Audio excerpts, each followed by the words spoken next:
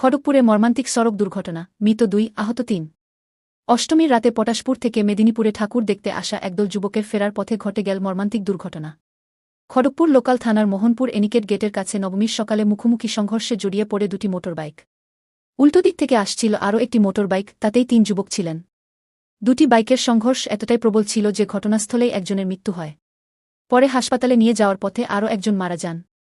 অন্য ৩ জন গুরুতর আহত অবস্থায় ভর্তি রয়েছেন মেদিনীপুর মেডিকেল কলেজ হাসপাতালে। পুলিশ মোটরবাইক দুটি উদ্ধার করেছে। দুর্ঘটনার খবর ছড়িয়ে পড়তেই এলাকায় শোকের ছায়া নেমে এসেছে। হাওড়ায় দুষ্কৃতীর গুলিতে খুন সুরেশ যাদব। হাওড়া থানার অন্তর্গত রাউন্ড ট্যাঙ্ক লেনে মঙ্গলবার রাতে গুলিবিদ্ধ হয়ে খুন হলেন সুরেশ যাদব, বছর ৪-৫। বিহারের গোপালগঞ্জের বাসিন্দা সুরেশ যাদব প্রতিবছর দুর্গাপুজোর সময় হাওড়ায় আত্মীয়দের কাছে আসতেন। গতকাল সন্ধ্যায় বাজার থেকে বাড়ি ফেরার পথে বনবিহারী বোস লেনে বাইকে চেপে আসা ২ দুষ্কৃতী খুব কাছ থেকে গুলি চালিয়ে পালিয়ে যায়। তাকে উদ্ধার করে দ্রুত হাওড়া জেলা হাসপাতালে নিয়ে যাওয়া হলেও চিকিৎসকরা মৃত ঘোষণা করেন। পুলিশ কমিশনার প্রবীণ কুমার ত্রিপাঠী জানিয়েছেন, বিহারে সুরেশ যাদবের বিরুদ্ধে একাধিক অপরাধমূলক অভিযোগ ছিল। ৭ বছর জেল খেটেছেন তিনি।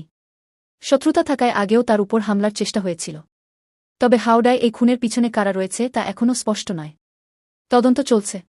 মালবাজারে ঝড় বৃষ্টিতে পুজোর লাইটিং গেট ভেঙে বিপত্তি। দুর্গাপুজোর মাঝেই প্রবল ঝড় বৃষ্টিতে বিপত্তি ঘটল মালবাজার ব্লকে। বুধবার সকালে মাল ব্লকের ওদলাবাড়ি বিধানপল্লী সর্বজনীন দুর্গাপূজা কমিটির বিশাল লাইটিং গেট ভেঙে পড়ে।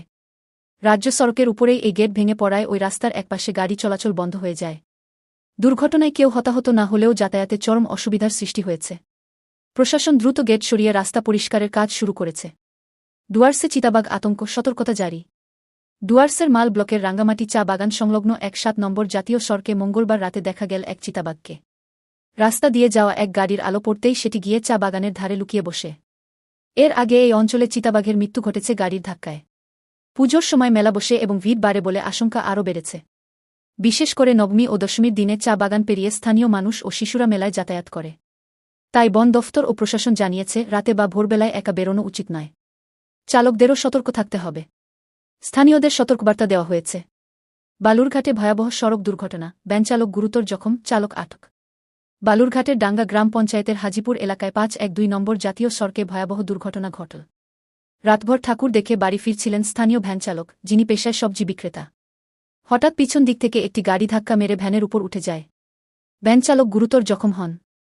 দ্রুত তাকে উদ্ধার করে বালুরঘাট জেলা হাসপাতালে ভর্তি করা হয়েছে। স্থানীয়রা গাড়িচালককে ধরে পুলিশের হাতে তুলে দেয়া। অভিযুক্ত চালক জেরায় স্বীকার করেছে, রাতভর গাড়ি চালানোর পর ভোরে ঘুম আসায় তিনি নিয়ন্ত্রণ হারিয়ে ফেলেন।